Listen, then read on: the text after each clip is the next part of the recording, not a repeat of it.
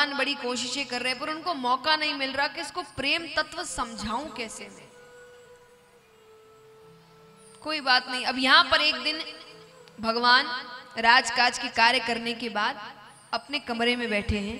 भगवान के कमरे में एक बहुत बड़ी खिड़की थी, और खिड़की कैसी, जैसे कई घर होते हैं ना जिनमें छत में से छत पे खड़े हो जाओ तो पूरा शहर दिखता है, कई घर ऐसे होते हैं। तो भगवान की खिड़की ऐसी थी कि भगवान की खिड़की से यमुना नदी का तट दिखता था। तो आज भगवान अपनी खिड़की पर खड़े हैं। क्यों? क्योंकि आज उनको वृंदावन की बहुत याद आ रही है। जैसे कई बार होता है ना, बच्चे बाहर पढ़ते हैं, ऐसे बच्चे भी माँ बाप को दिन भर याद करते हैं, माता पिता भी बच्चों को याद करते रहते हैं, पर अपने काम में इतना पता नहीं चलता। लेकिन कभी कभी बहुत याद आती है, यानी इतनी याद आती है कि आज वो दिख जाए, वो थोड़ी देर के लिए दिख जाए, पर आज दिख जाए। भगवान के लिए आज वही दिन था। उनको वृंदावन की इतनी याद आ रही है कि आज वो यमुना नदी के तट पर एक टक देख रहे हैं कि आज कोई दिख जाए। अरे कोई तो आ जाए, यशोदा मैया आ जाए, नंद बाबा आ जाए, कोई गोपी आ जाए पानी भरने के लिए, पर कोई तो दिख जाए आज। सामने से भगवान देखते हैं कुछ ग्वाले जा रहे हैं, क्योंकि भगवान को काफी समय हो चुका है मथुरा आए, तो नए नए ग्वाले आ गए हैं। भगवान उनको जानते नहीं हैं। भगवान देख रहे हैं कि वो गैया चराकर घर लौट रहे हैं। अरे भगवान कहते ये तो वही समय है, जैसे आप अपने पुराने स्कूल जाते हैं, बच्चों को देखते हैं ना, तो आपको अपनी यादें आ जाती है कि हम भी ऐसे ही बैठते थे, ऐसे ही करते थे। तो भगवान को भगवान कहते ये तो वही समय है, मैं श्री दामा मुद मंगल हम सब गैया चराकर घर लौटते थे।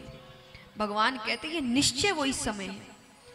और ऐसा यादों का बहाव उठा कि एक बार के लिए भगवान जोर से चिल्लाने लगे। भगवान कहते हैं कि अरे श्रीदामा रुको, मैं भी आ रहा हूं। अरे मुद मंगल जल्दी चलो, आज बड़ी देर हो गई, आज माता बहुत चिल्लाई।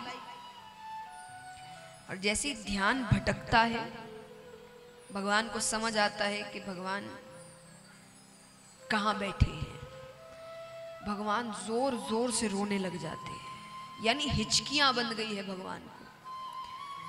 और इतनी तेज आवाज आ रही है उनके रोने की कि उनके बगल के कमरे में ही उद्धव जी रहते थे। वो दौड़े दौड़े आते हैं, भगवान को हृदय से लगा लेते हैं।